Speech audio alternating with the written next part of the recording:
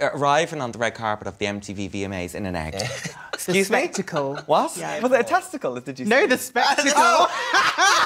Balls on the brain, baby. Balls on the brain. Freudian slip. Monroe, baby. Yes? We need to be on our best behaviour for today's Queerpiphany guest. Why is that, Tayce? Because we're hosting a host. Oh. We're interviewing an interviewer. We are literally YouTubing a YouTuber, so be professional, okay, baby? I know what you like. Anyway, you're watching Queerpiphany, and today we're joined by Riyadh Khalaf.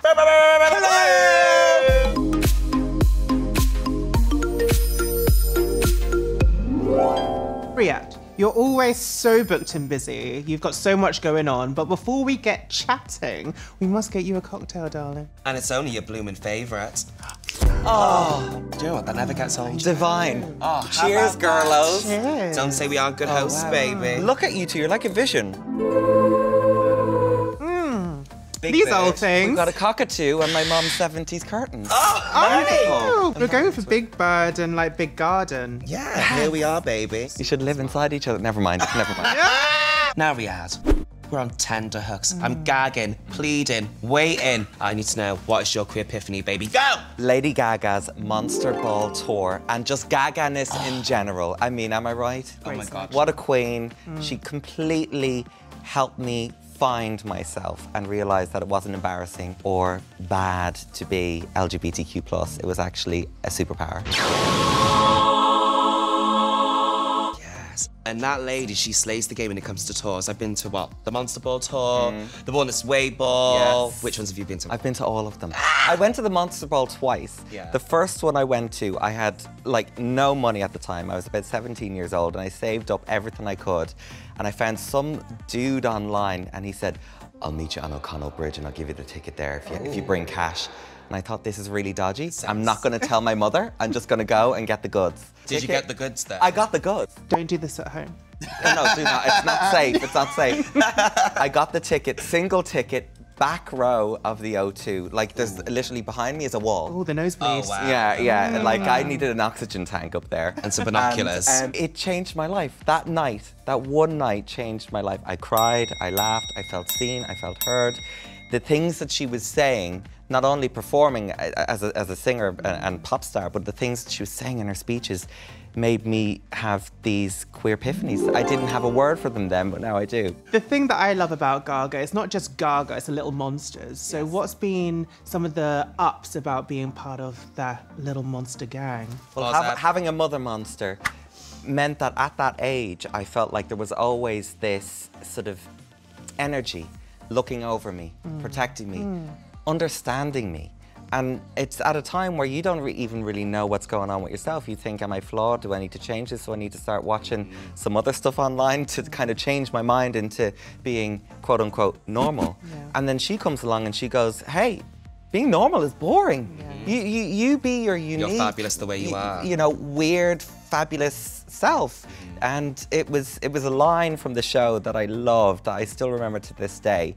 She was saying, I created the Monster Ball for my friends, and we keep all the freaks outside and lock the doors. Yes, and what she meant by freaks was all the bullies, all the mean people, all the homophobes, and inside is our safe space. And I looked around and there were all these fabulous young queer people with multicolored hair and dressed in all sorts of ways, and I just thought, I've arrived. Do you think that behaviour, like what she was exuding, was what made you feel seen at the ball at the time? Yeah, totally. But it wasn't just her. It was also, you know that she's not just all smack. It's not all talk. Like, she means what she's saying. And she's a producer, so the show was made in a way where there was guys in heels, people that were androgynous, people that guy on guy kind of erotica, and it was not even drawn attention to. It just was. And I thought, this is the first time that I've seen the male form sexualized. I'd always seen the female form sexualized in skincare adverts, everything, everywhere. And I thought, okay, there's something going on here that's different. When I left, I felt like I had done something naughty, but in a good way, because I had been exposed to all of this fabulous queer energy, this allyship, this community. And my dad, who didn't know I was gay, was picking me up. And he was like, how was the show? And I'm just like, really good. That's really, really good, Dad. And I'm trying to tell them the bits of the show that were kind of like, butch. There wasn't any. So I'm like, good luck with that. So yeah, there's this girl and she was like so hot and like, yeah. Oh. Sex on a plane. Yeah.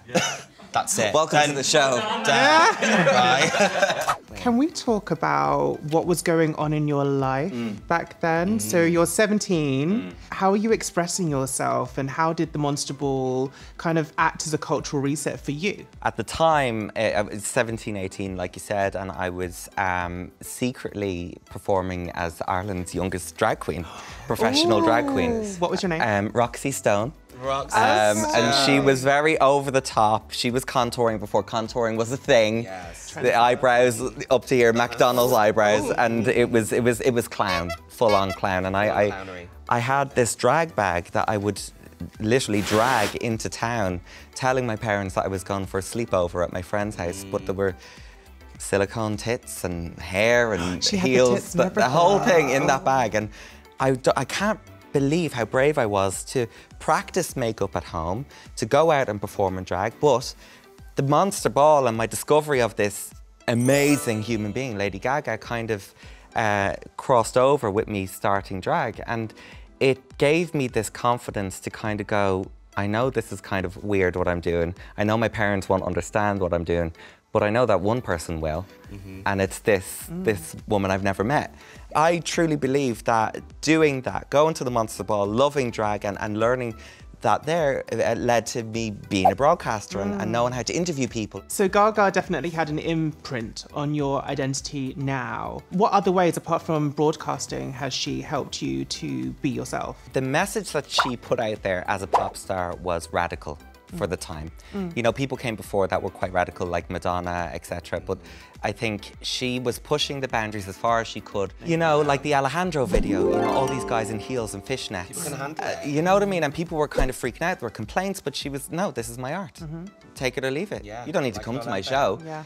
And it was that kind of, that bravery, I hate calling it bravery, but it was bravery, that up until now has made me sort of be that defiant with my identity, to kind of go, take it or leave it too. Yeah. You know, this is me. I am not going to change. I spent too many years faking it, butching it up badly. And it destroyed my mental health. Everything that she stood for and stands for was the kind of the seed that grew into the me who is here today. Now, I don't give her all the credit, but, you know, I needed someone like her then. Like, you probably had that all along. You just needed someone like her to just spur you along, push you in the right direction a little bit. There were no role models. No. There was literally no one. And the only role models that there were these sort of camp, sideshow, gay people on TV that were there to be laughed at, not laughed with.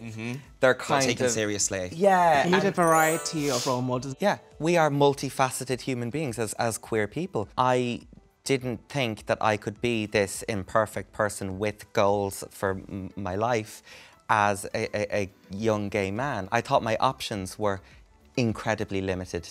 And even in that, I wouldn't be happy or liked or loved. I wasn't worthy of love. But everything she said was the opposite of that. What she said gave me and probably millions of queer kids a moment of pause to go, oh, actually, maybe I am lovely. After all. Exactly the way I am. Yeah. And there's no problem with that. Put your paws up for Gaga. I know. Everybody. If you're watching, Stephanie Germanata, love you. Oh God, what am I doing? Put your paws up. Yes. What wheels do you think Gaga set in motion for the future? I think that she propelled queer expression in art and music 20 years forward. I don't think we'd be anywhere like where we are right now. You know, and we have to remember, not only is she an ally, but she's also a member of the community. Yeah. And I think sometimes people forget that and kind of erase her bisexuality. She has passed the baton on to the next generations of creatives, not just pop stars, but like actors. I've got a couple of actor friends in the States that have come out as non-binary and as trans and gay and everything in between. And the normalization of that is just such a gorgeous, beautiful thing. You know what it's like when you see someone just before they've come out, and then just after they've come out, they've changed. They've got a twinkle in their eye.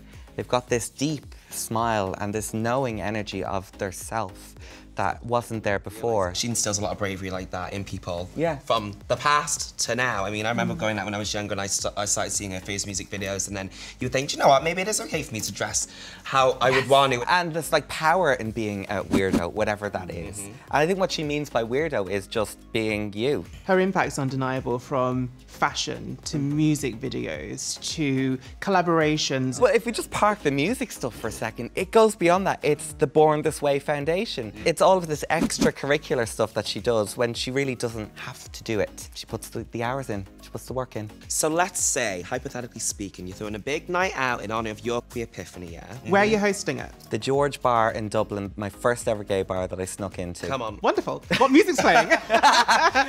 Lady Gaga classics only. Who's on the guest list? Oprah, Davina McCall, Michelle Obama, Camp, Oscar Wilde, and you, Huns. If you want to come, that is. We'll find time. I'll check my schedule. Right, Riyadh, thank you so much for swinging by today and telling us all about your Queerpiphany, baby. Pleasure, honeys. Chin chin. Mwah, mwah, mwah. Thank you so much for watching. If you are now Gaga for Gaga, just like Riyadh, you can check out all her biggest music on a music streaming platform of your choice, baby. Or Google her best loves. Or both.